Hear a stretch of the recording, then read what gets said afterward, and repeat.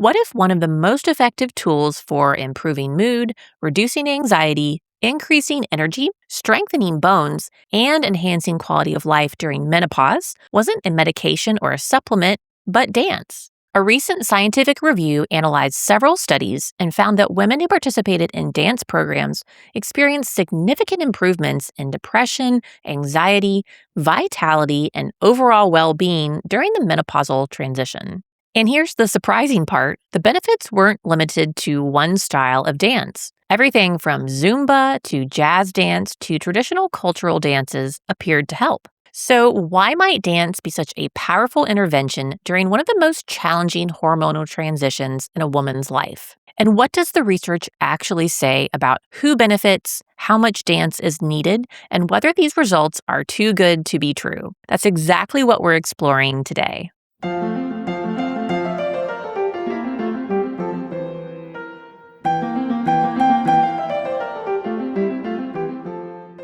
Welcome to the Ballet Science Podcast, where we bring science into the studio to help dancers of all ages and abilities give their best performance both on stage and off, and reveal how the science of ballet is beneficial for everyone who moves. I'm Caroline Simpkins. I'm a former professional ballerina with a PhD in biomechanics, and today we're diving into a fascinating research paper that looks at a question many women may be asking. Can dance help improve health and quality of life during menopause? Menopause is something every woman will experience if she lives long enough, yet it often doesn't get the attention it deserves. The physical and emotional changes that occur during perimenopause, menopause, and postmenopause can significantly impact daily life, relationships, sleep, mood, and overall well-being. A recent systematic review and meta-analysis published in 2025 attempted to answer whether dance could be an effective non-pharmacological intervention for women going through this transition.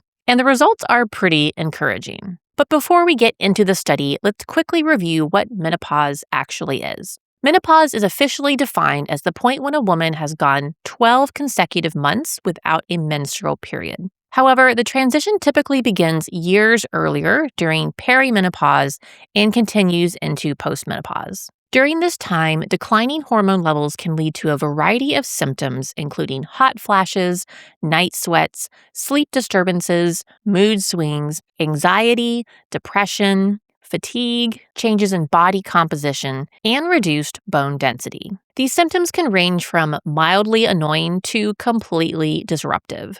Traditional treatments often include hormone replacement therapy or other medications. While these can be effective, they aren't appropriate or desirable for everyone. As a result, many women are interested in lifestyle-based approaches that may help manage symptoms more naturally. And that's where dance comes in. Dance is unique because it combines several elements that we already know are beneficial for health. It provides physical activity. It challenges balance and coordination. It stimulates the brain. It often involves music, and perhaps most importantly, it creates opportunities for social connection and enjoyment. And unlike many exercise programs, dance tends to be something people actually look forward to doing. The researchers wanted to know whether these combined benefits translate into measurable improvements for women experiencing menopause. So how was the study conducted? This wasn't a single experiment. Instead, the researchers conducted a systematic review and meta-analysis, which means they searched the scientific literature and combined data from multiple studies.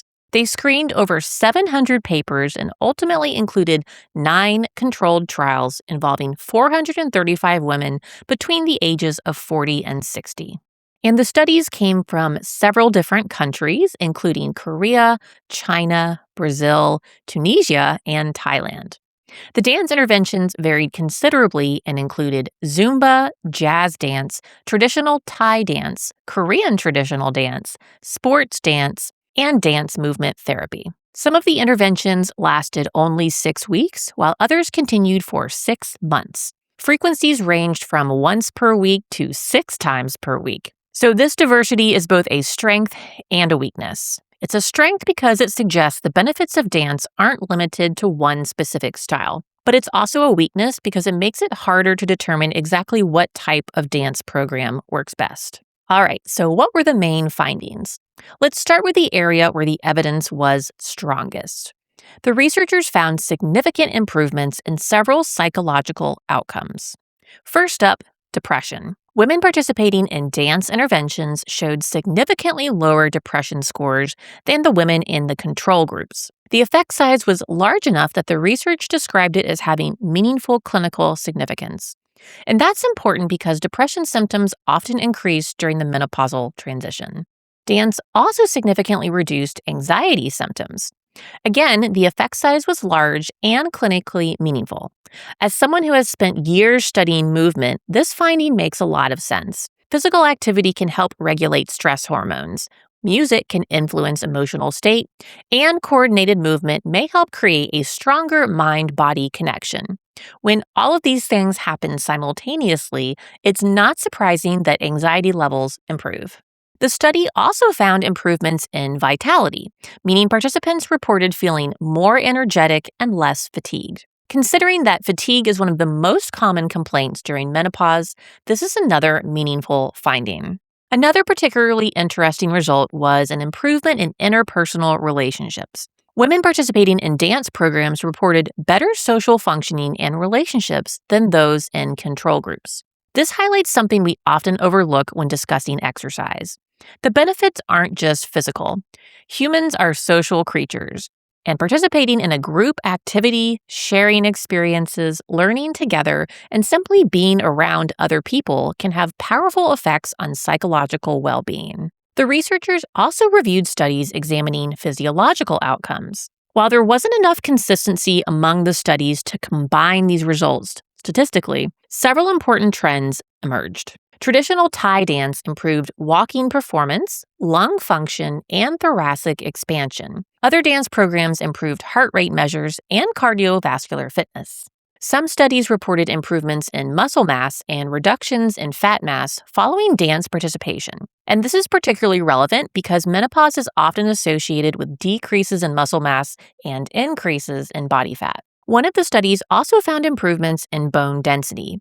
And this is exciting because osteoporosis risk increases significantly after menopause due to declining estrogen levels. Now, I do want to caution that we shouldn't conclude dance as a cure for osteoporosis based on a single study, but it does support that weight-bearing dance activities may contribute positively to bone health. And across several studies, women reported improvements in overall quality of life, emotional well-being, and daily functioning.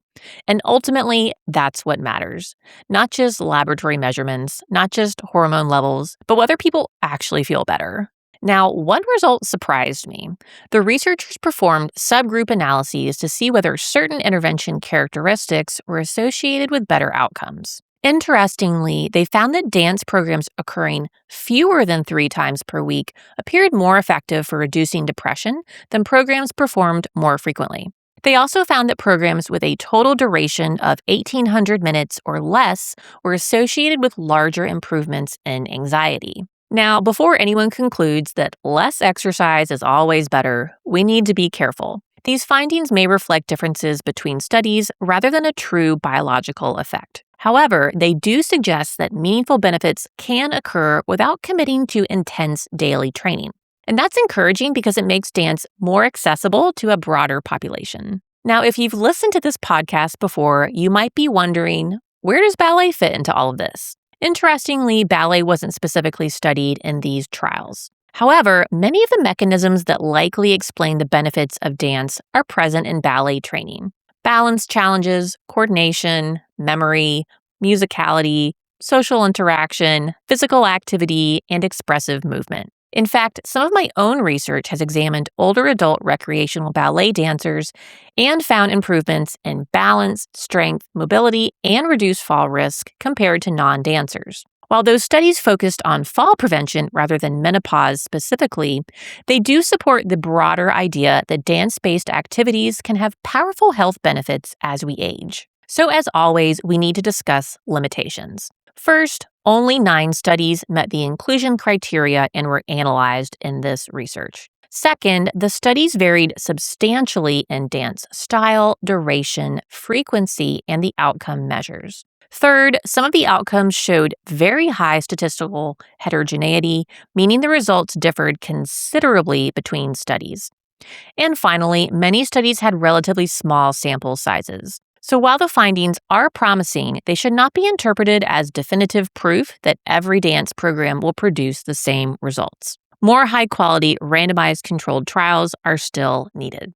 So what can we conclude? The evidence suggests that dance is a safe, enjoyable, and potentially effective intervention for women experiencing perimenopause, menopause, and postmenopause. The strongest evidence supports improvements in depression, anxiety, energy levels, social functioning, and overall quality of life. Additional studies suggest benefits for cardiovascular fitness, body composition, bone health, lung function, and menopausal symptoms. But perhaps most importantly, dance offers something many traditional exercise programs do not: joy. People are far more likely to stick with activities they enjoy.